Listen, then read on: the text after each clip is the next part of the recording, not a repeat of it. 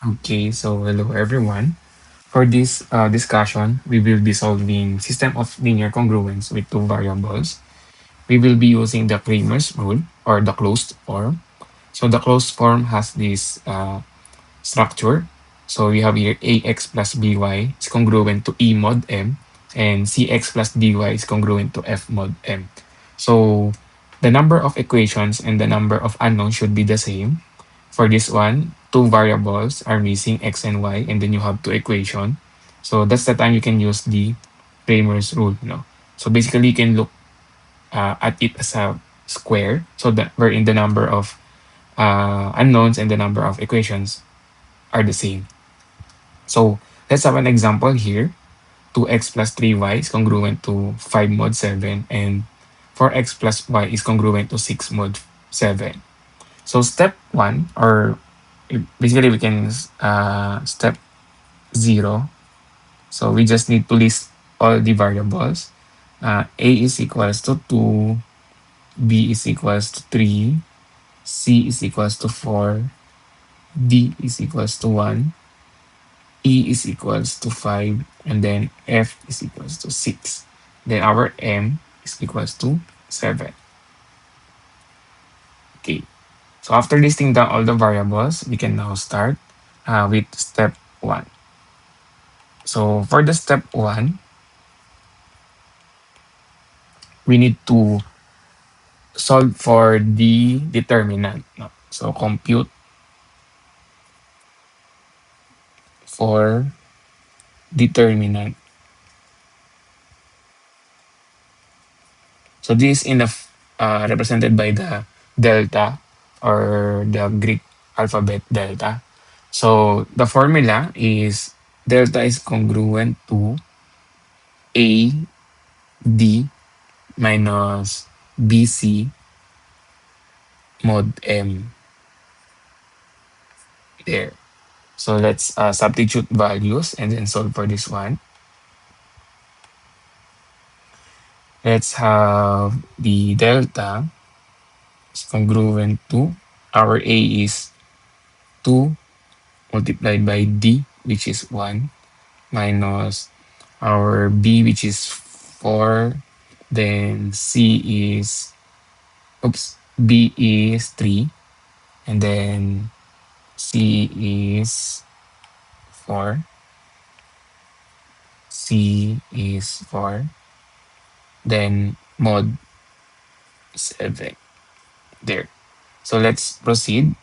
2 times 1 is 2, minus 3 times 4 is negative 12. Then mod 7. Then simplify, this will become negative 10. Mod 7. So it's not a convention to use negative. So we'll add 7 to this 10 until such time na maging positive siya. So we will rewrite it as a positive. So 7 plus 10 will give you negative 3. No, mod 7. And then let's add again one more 7. This will give us 4. No, mod 7.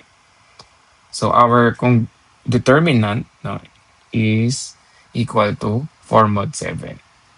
Okay. So once we have the determinant, we will check if there's a solution for this problem. No? So step 2 is to check for the solution. No? So check for existence of the solution. Solution. With that, we will get the GCD. So we will get the GCD of our determinant and our M. So GCD of our determinant and our M, which is GCD of 4 and 7. And if you compute for the GCD of 4 and 7, it is equal to 1. So therefore, there's one unique solution that exists now. Okay. After getting the GCD, let's now move to the step 3, which computes for the inverse of the determinant. So we need to find the inverse of determinant. It is represented by our delta raised to negative 1. Okay, so let's write it here. Our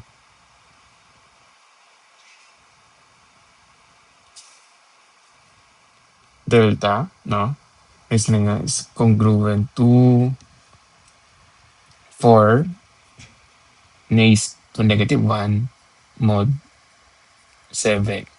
So we can actually to eliminate the negative exponent. So we can rewrite this one as 4 times a variable. So let's present it as t, mod or congruent to 1 mod 7. Yan, to solve for the inverse. Then for this one, we will be using the trial method. So we will add 7 to 1 until such time it is a multiple of 4. So we can later on um, cancel out and we get the inverse. So let's add 7 to 1. This will become 8 mod 7. Since 8 is a multiple of 4, we can actually now think of a number that if we will multiply to 4, we'll get 8. So that's 2. So by applying it, both sides will end up with 2 no, mod 7. So our inverse or determinant is 2 mod 7. Okay. So once we already have the inverse, we can now solve for the value of x and value of 5. So step 4,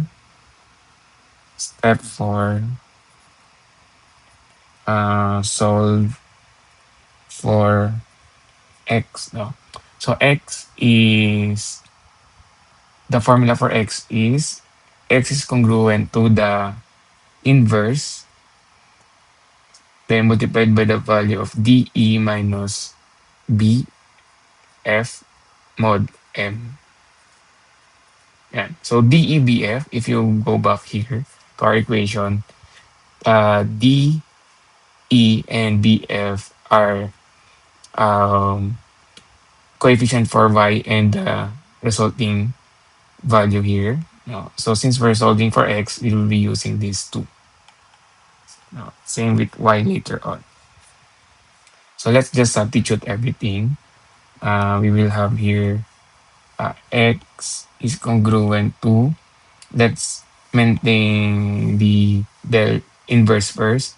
Then let's substitute dE. So let's go back here. dE 1, 5. So 1 times 5 minus BF, which is 3 times 6. So 3 times 6 mod 7. Okay. So let's simplify. This will become 5 minus 18 mod 7.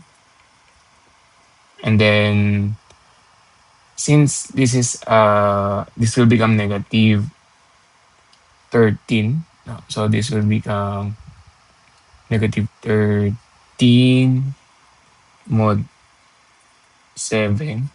No, since we don't use negative, so we will add 7.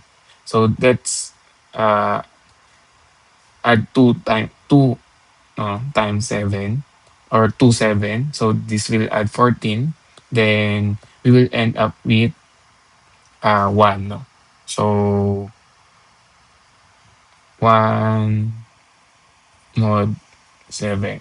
So that it becomes 7. So let's bring down the inverse. and congruence. So let's now substitute the inverse, which is 2. So 2 times 1 mod 7. Then our final answer would be our x is congruent to 2 mod 7. There. Okay. So next, let's have step 5. We will solve for y. So y is congruent to the inverse multiplied by the quantity of AF minus CE, then mod 7. So let's take a look of the value for AF. So AF is 2, 6, and CE is 4, 5. So let's substitute. Y is congruent to the inverse of A again is 2 times 6 minus 4 times 5 mod 7. Okay. So let's simplify. This will become 12 minus 20. And then further simplified, this will become negative 8 mod 7. So we add 7 here 2 times. So negative 8 plus 14. So this will give us 6, no, 6 mod 7. Then let's bring down the inverse, and y is congruent to the inverse of inverse times 6 mod 7. So the inverse is 2, so times 6 mod 7. 2 times 6 is 12, so mod 7.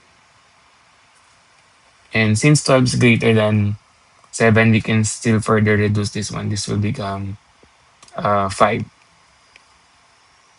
mod 7. So y is congruent to 5 mod 7.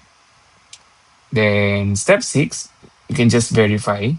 So you can verify step 6 just to verify. We can select one equation here. 2x plus 3y, no, is congruent to 5. So let's select that one.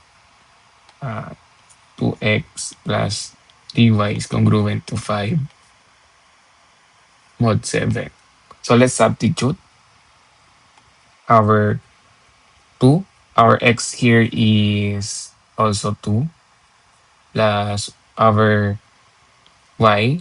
So it is 5 and then congruent to 5 mod 7. So let's simplify. This is figure 4 plus this is 15. No? This will become 19. Yeah.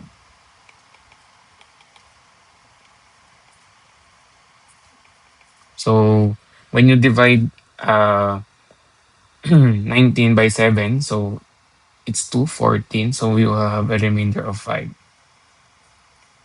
So it will become 5, no, at the end. Mod 7. So basically, yeah. So there you have it. This is how you solve system of the linear congruence with two variables. Okay.